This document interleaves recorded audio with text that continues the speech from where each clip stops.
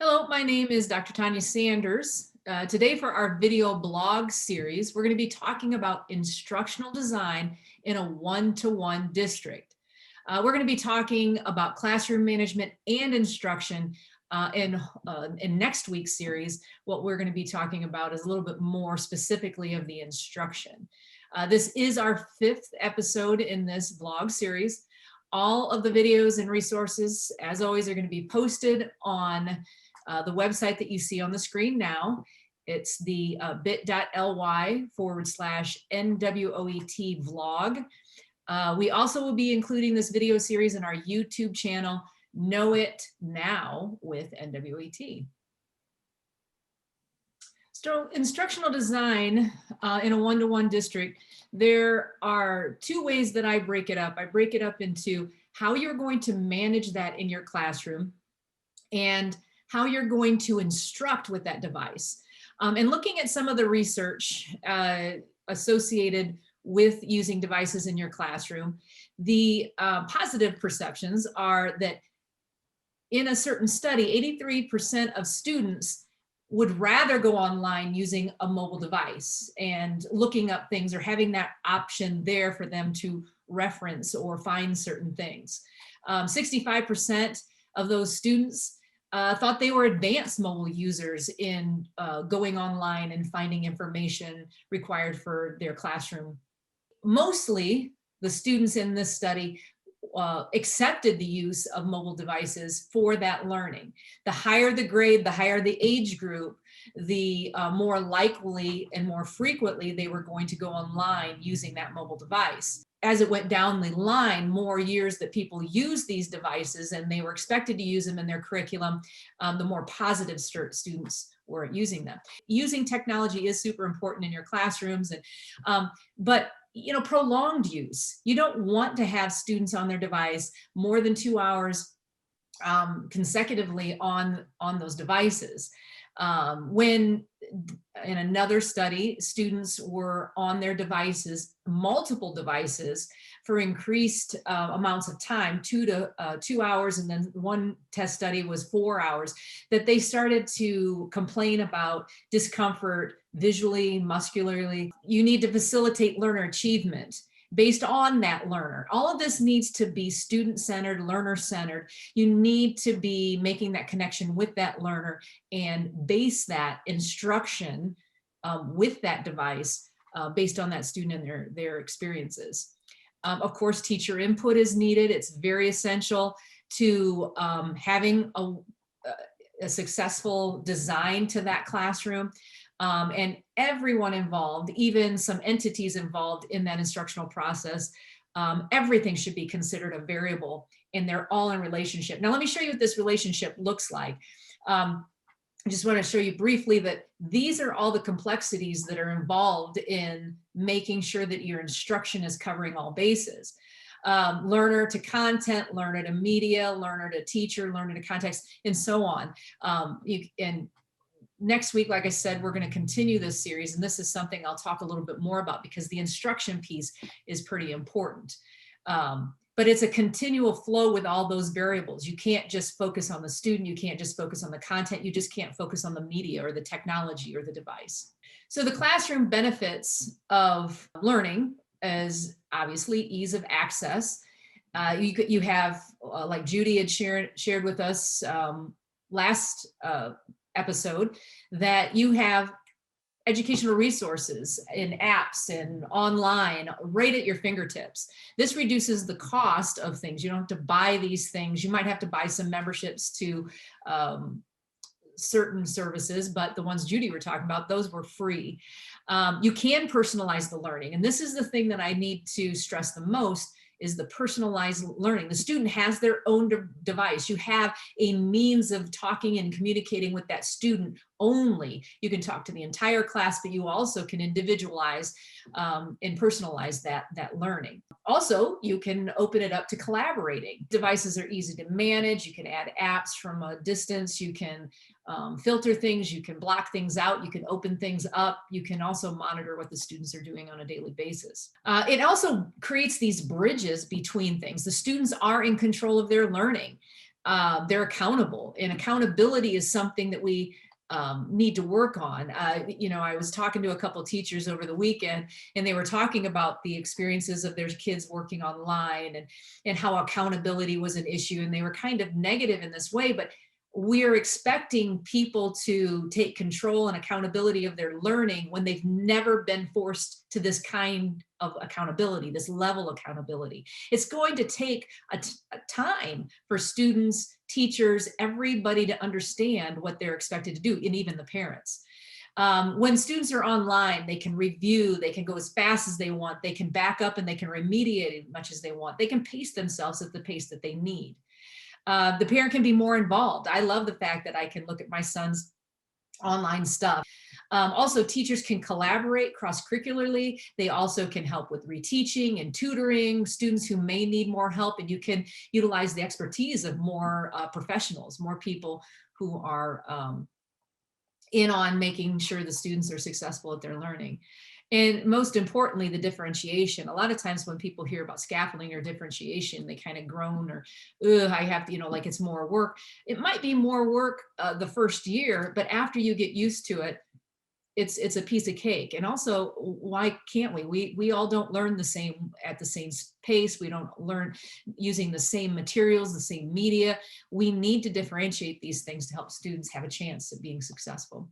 So classroom management, obviously, I'm going to talk about this quickly, is important in the way that way before you put the devices in your students' hands, you have to have a plan. You have to have them sign a policy, an agreement. It has to be parents and students. Everybody has to be on board for what your expectations are. I'm always talking about transparency and communication. You have to be straightforward in communicating exactly what you expect of your students, of your parents, and have them sign a policy and agreement. Students need to know how to use it. I know I skipped classroom rules.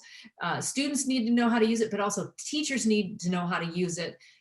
Several of our districts, we have trained teachers on how to use these devices way before they had the devices in their hands, like instructionally. Then we put the devices in their hands and we teach them how to use the devices. And then we talk about, now you understand what this device can do. Now let's build some rules.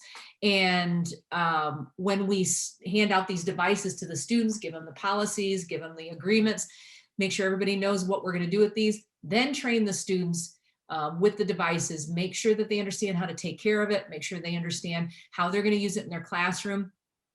What happens if they don't charge it? What happens when they touch their mouse when they're not supposed to? What happens, you know, all the expectations that you have. And then also it's important to have a monitoring system that allows you to see, are the students on task? And a lot of times people are like, yes, I want to see what my students are doing, but also be able to share resources with them. You could be sitting or have your iPad and you could just shoot a link to the students or open a tab for them or show them, give them a video. You could send something directly from your device to their device. Differentiation, this student is excelling at this one point or struggling at this one point, you can send them a link that'll help them move in the direction that they need to. So instruction, personalized and connected. You're going to get that from me because I'm that relationship person. I'm saying everything needs to be connected in some way. You need to know that student. You need to know what they need to excel in your class. These are some instructional plans that I'm just gonna let you look at. You can Google them. Project-based learning, design thinking, those are kind of the trend ones that have over the last 3 to 5 years have and discovery learning. All of those have kind of jumped up in the you know, the words of administrators in the districts around us. So you can Google any of those, but again, next week I'm going to talk a little bit more about these instructional plans. These are all my favorites too. There's hundreds out there. So feel free to Google some of those and check it out. Now I'm going to simplify this because everybody's just like, I give the student the device and boom, go. You're 100% online. Your eyes hurt, your muscles hurt. I don't care. Just go online, go to Google Classroom, click on that link, do this assignment in a Google Doc. Your device is a tool, just like a pencil, just like a typewriter, just like a piece of paper. It's a tool to help your textbook, to help you get that instruction into the student, to get that information into the student to help them spit it back at you. So what you need to do is continue to look at that device as a tool. So if I'm instructing my students to do something, they may go online to find it, but then they'll grab their notebook or their textbook. If their textbook is online, then they go online to look at that textbook. They use the search, but then they're over here writing something down or building something if we're doing a design thinking model or a project-based learning.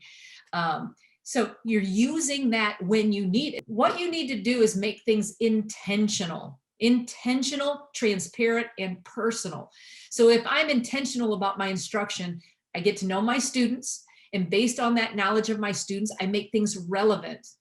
And I differentiate that for the students. And I can create this into some mode of mastery.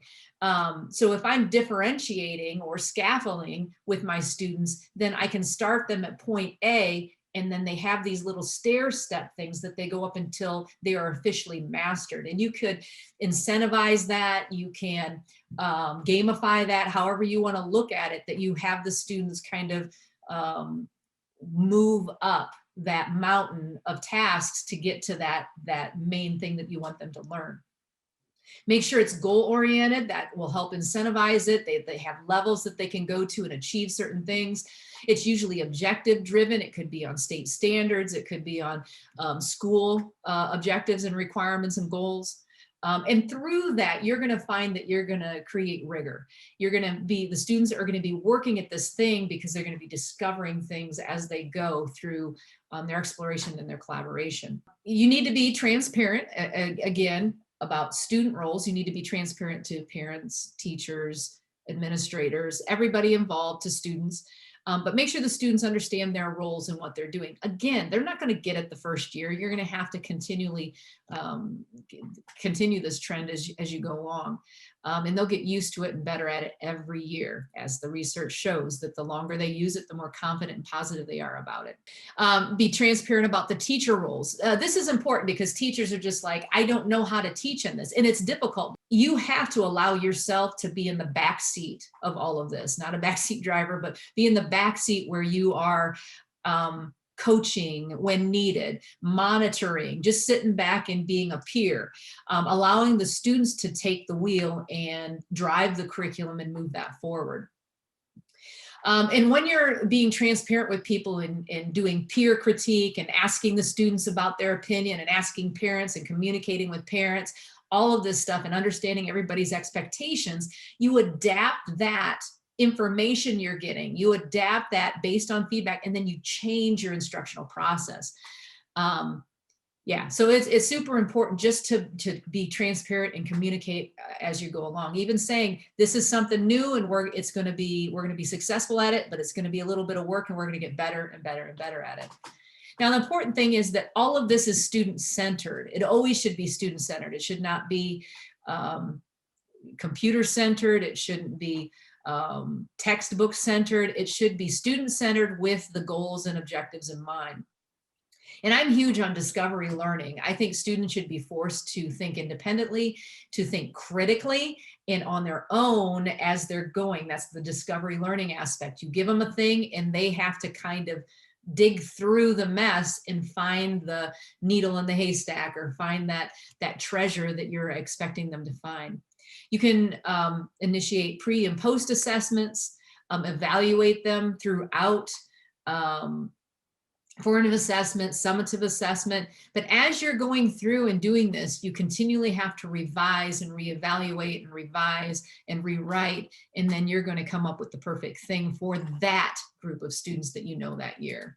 We are going to continue on. This is very brief. Normally, a lot of these topics are days, hours. You know, we have a 3-day class that's associated with instructional design. I do a 2-day class on gamification. So this is a lot of information to take in, you know, in a 15 to 20 minute video.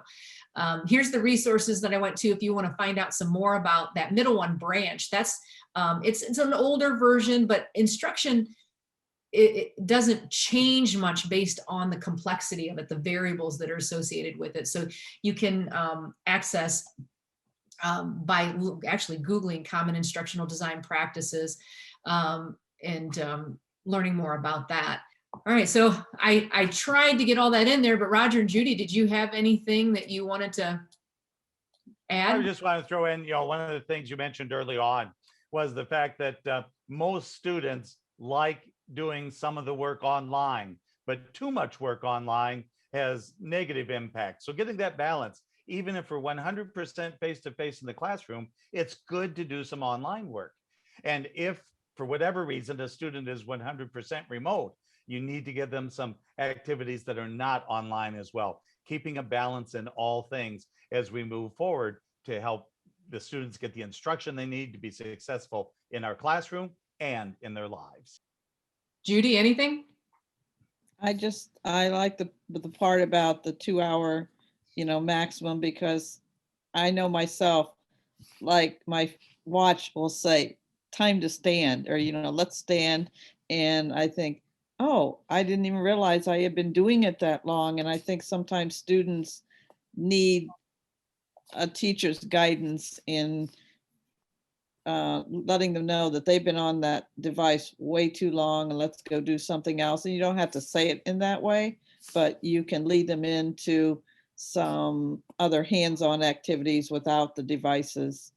And so I think that's a critical part of that, of what you talked about there in the beginning. Yeah, and I will get into more detail with some of these things next week in our series 6. We're going to continue on more specifically with the instruction aspect of it. And if anyone has any questions in regards to the classroom management, we also have a class in that. So the minutes that we've been talking to you here are 3 separate classes, actually, where we talk more about what kind of rules should you have in your classroom to have one-to-one, or to make sure your kids are taking care of those devices and using those correctly. Well, that's all we have for today. Thank you, Roger and Judy, for your input, and sorry for it being long-winded. I hope you enjoyed this episode, and we will continue next week, more specific things about the instructional design and get into the nitty-gritty of how you should instruct as a teacher.